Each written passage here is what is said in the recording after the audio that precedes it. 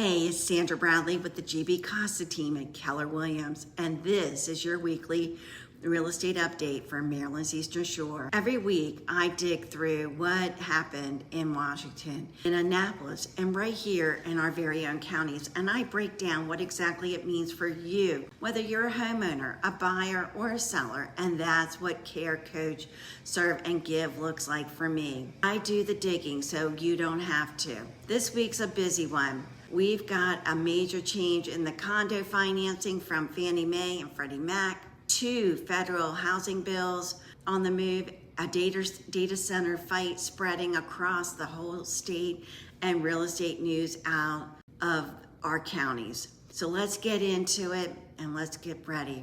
Fannie Mae and Freddie Mac just killed the condo fast track review. And this is a big one. Fannie Mae's limited review and Fannie Mae's streamlined reviews, those that were fast track pathways that led a lender to skip a deep dive into the condo association finances as long as the buyer put down 10% or more on a primary home.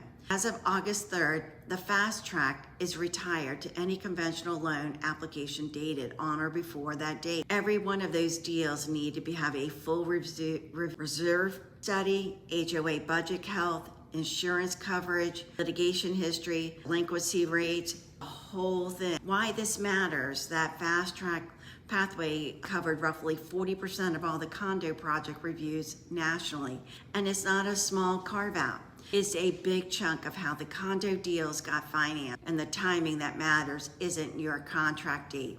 It's when the loan application gets submitted. Applications before August 3rd are grandfathered under the old rules.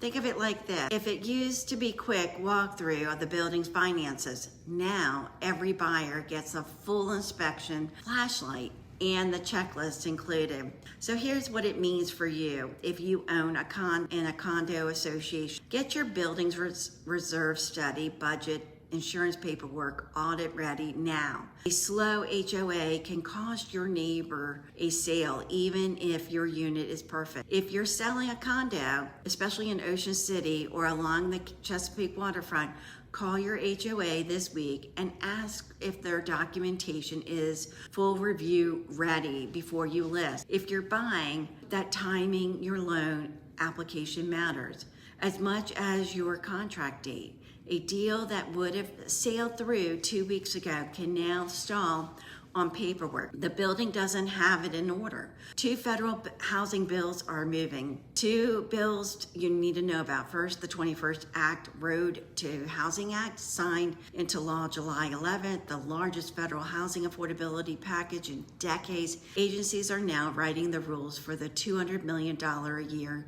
competitive grant program that rewards local governments for zoning reform, faster permitting, and pre-approved designs for accessory dwelling units, duplexes, and townhouses. Second, the Delivery Americans Affordable Home Act, introduced past week by Senator Van Hollen and Curtis, which would local governments lease underused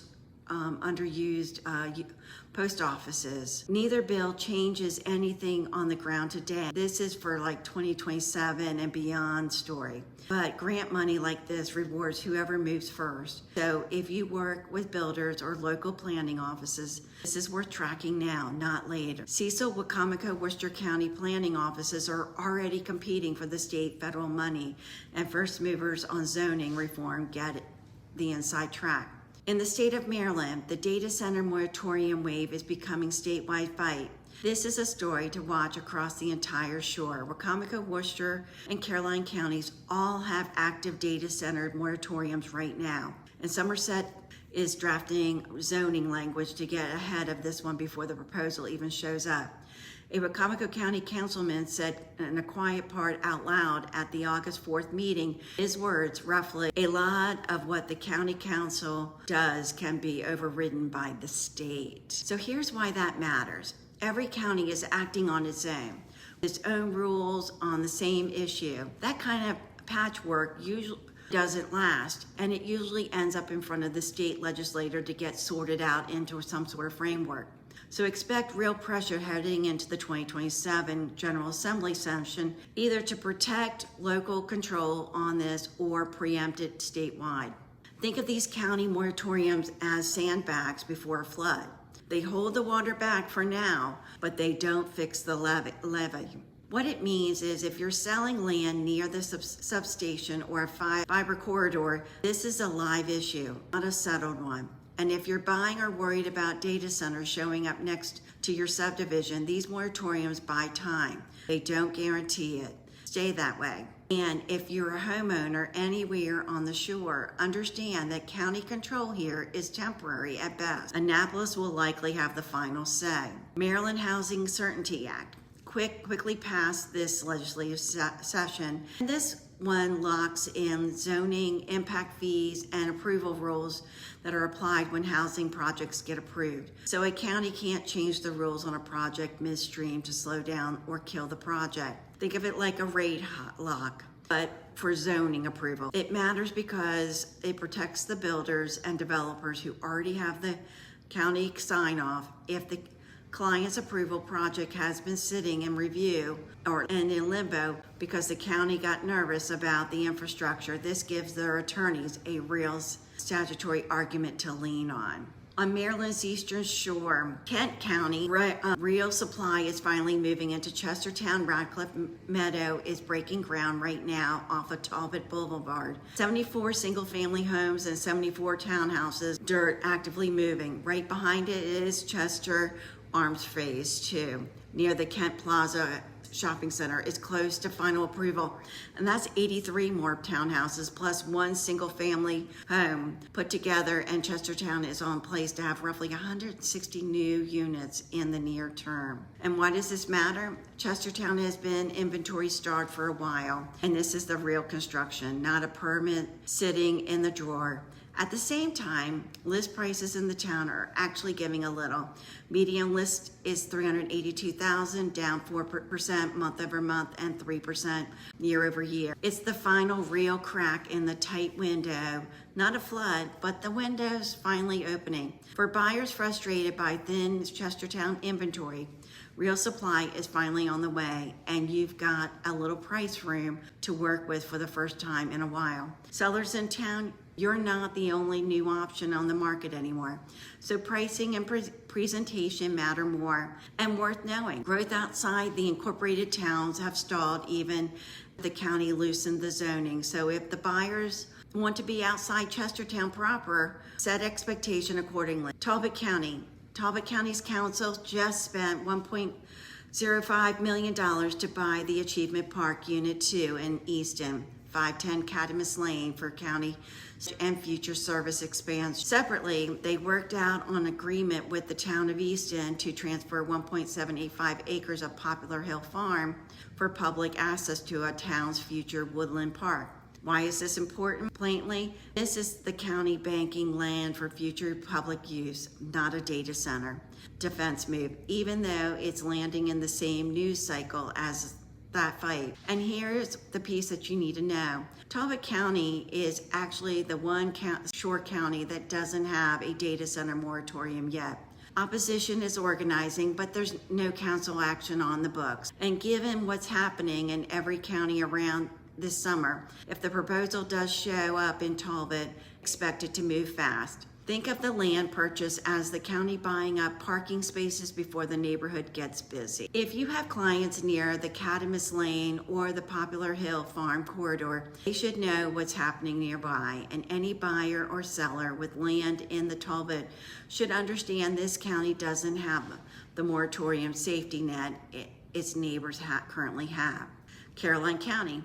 Federalsburg Town Council passed an unanimously 3-year data center moratorium this week, directly in response to the live proposal for a data center on 200 plus acres off Route 318.